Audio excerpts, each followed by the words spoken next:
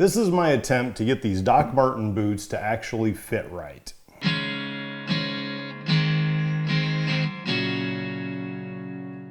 I've been wearing engineer boots, biker boots, whatever you want to call them, for most of my life because primarily I had them for riding the motorcycles. These Red Wings I bought in about 2008, and they've actually held up really well over the years. A few years after I bought them, I tried to replace them with a pair of new Red Wings that were now made in China, and the toes completely scuffed off within a few months. They looked worse after 4 months than these looked after 4 years. So I tossed those, and I was looking for something as a good replacement. Doc Marten used to make an engineer biker boot many years ago. I've even been to London to the Doc Marten stores over there looking for them, and everybody said they are no longer made. Recently, I saw online that they had re-released their biker boots. So I went and bought a pair right away. They have a couple drawbacks for fitment. For one, they don't come in half sizes, only the exact number. So you can get an 11, but not an 11 and a half. I require a wide fit, double E I think is what it is. They do not offer those either. I love the look of these Doc Marten boots. They feel like solid quality. I like the sole on them for traction, but I have struggled to get these things to fit. I've only worn them a few times. The first time they were tight across here and they were loose back here, so my heel kept rubbing.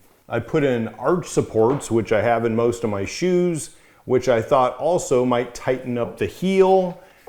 It maybe did a little bit, but it sure didn't fix the problem. And even as thin as they are, it just made this problem of being too tight even worse. Yesterday, I found a pair of Freebird boots that actually look decent and I think would fit a lot more comfortable than these Doc Martens. So I'm taking one last ditch effort to see if these things will fit before I go replace them.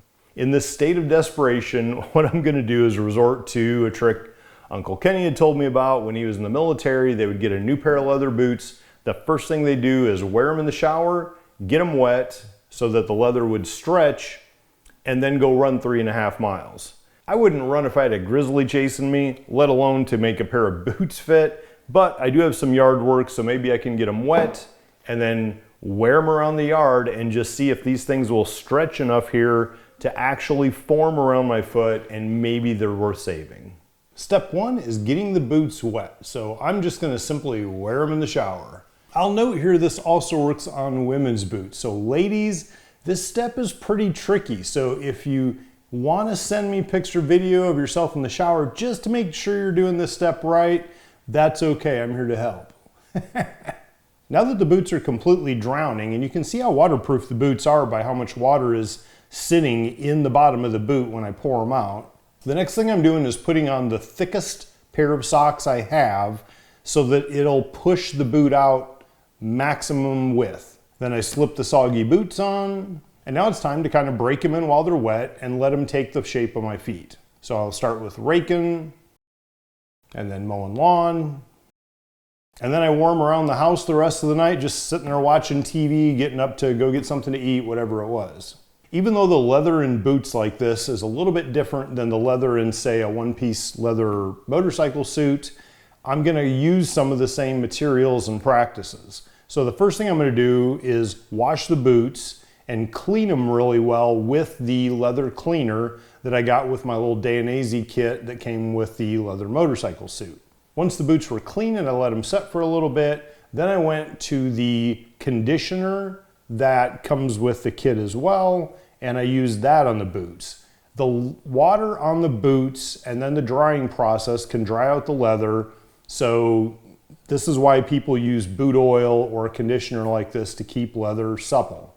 Now, even though you would stop with a conditioner for your motorcycle leathers, because these are boots, I let them sit overnight, and then the next day I went back and actually applied a good coat of black shoe polish, just to make them look nice, give them a little bit of shine, make sure the color is good and they maintain a nice look. Now the real question is, do the boots fit better after doing all this work?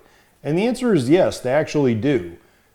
just putting the boot on feels a lot easier than it did before. The leather is softer now, it's more broken in, it's easier to slip the boot on. I'm not fighting it as much as before because it's not near as rigid as it was.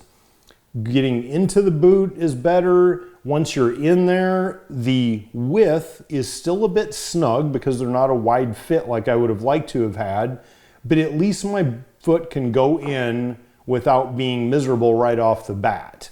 And because the overall leather of the boot is softer, you can bend your toes easier. Everything just flexes better. It just feels softer and better. Yeah, everybody likes the idea of being the first one in something, but there's something to be said for being broke in.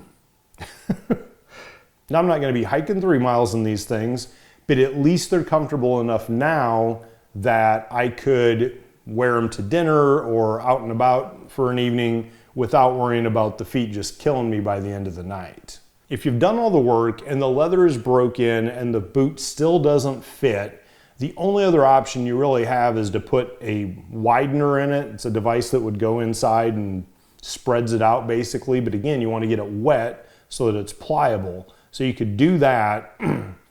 Otherwise, the right answer is probably if they still don't fit, sell them and go buy something that does fit. If you haven't done so, please click the link below to subscribe, click the little bell for notifications, and let's live for today.